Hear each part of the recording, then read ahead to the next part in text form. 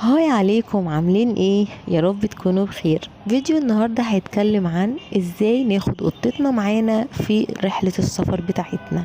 طبعا الرحلة دي بتبقى حوالي 4 ساعات او 3 ساعات ونص. انا ما اقدرش اسيب قطتي ابدا في البيت لوحدها، فعشان كده بقرر دايما ان انا اخدها معايا.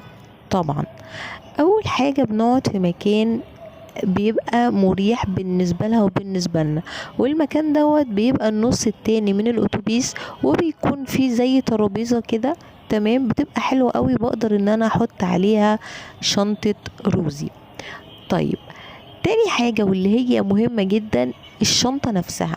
احنا مخترناش ان احنا نحطها في البوكس التقليدي، ولا كمان الشنطة الباك اللي كل يعني هي طالعة موضة كتير برضو للقطط، بيبقى كده صغننة. برضو محبتهاش بالنسبة للسفر لروزي، واخترت لها الشنطة اللي انتم شايفينها في الفيديو ده. شنطة حلوة ومريحة، وحلاوتها ان انا بفتح لها كده السوستة وبحطها قصادي زي ما انتم شايفين طول الطريق، فبتبقى مطمنه وهاديه جدا ومش قلقانه من حاجه، لان هي في نفس الوقت حاميه نفسها او في داخلها ان هي كده محميه في البيت بتاعها او الشنطه دي، وفي نفس الوقت هي شايفاني قصاد عينيها، فهي برضو مطمئنه، وبرضو انا كمان كده مطمنه عليها. فموضوع الشنطة ده ريحني جدا جدا. وطبعا الفيديوهات اللي انتوا شايفينها دي لكذا سفرية، مش اول سفرية او مش سفرية واحدة، لا دي كذا سفرية بنفس الشنطة، بنفس كل حاجة بالظبط. شايفينها هي مستمتعة ازاي، بتتفرج على الطريق بمنتهى الامان من غير خوف من غير حاجة، لان هي كده كده هي مستخبية، او شايفة نفسها ان هي مستخبية وفي الامان. ممكن كمان لو قطتك بتخاف قوي قوي قوي، ممكن تاخديها وتحطيها على رجليكي زي ما انتم شايفين. ده برضو بالنسبة لها هيكون امان، وهتبقى مطمئنة جدا جدا طول السفرية ان هي في حضنك. وبرضو كنت بعمل كده مع روزي اوقات كتير جدا. اهم حاجة ان قبل ما نخرج من البيت طبعا نكونوا مدخلينها الليتر بوكس في البيت، ولو هي مرضتش انها تدخل او كده فخلاص مش مشكلة يعني. بالنسبة للاكل برضو بنبتدي ان احنا نقطعه قبل السفرية بحوالي مثلا ساعة ولا حاجة. نقطع بقى موضوع الاكل، نقطع كمان الشرب خلاص، عشان ما تتعبناش لما تركب معانا الاتوبيس. تمام.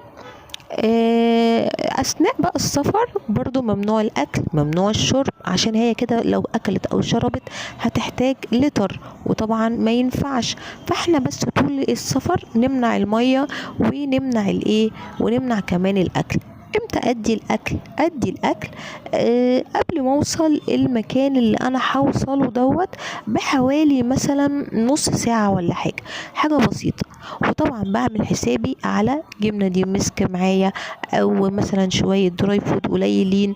وقبل ما اوصل بنص ساعة ببتدي ان انا اديها قطعة من الجبنة مثلا او شوية دراي، بحيث اننا لما نوصل ان شاء الله البيت او شوف احنا رايحين فين، يبقى كده خلاص لو احتاجت اللتر بوكس هتبقى كده وصلت البيت بالسلام. آه الموضوع سهل، مفهوش حاجة ومفهوش قلق ومفهوش خوف. وان شاء الله بإذن الله في فيديوهات تانية هقول لكم ناخد ايه بقى معانا مستلزمات قطتنا في المصيف، وازاي كمان هنعمل ايه في موضوع الليتر بوكس في المصيف، هناخد ايه هنعمل ايه. ان شاء الله هقول لكم بإذن الله على كل التفاصيل دي. والكل اللي بيشوف الفيديو اتمنى لكم رحلة سعيدة مع قطتكم الجميلة.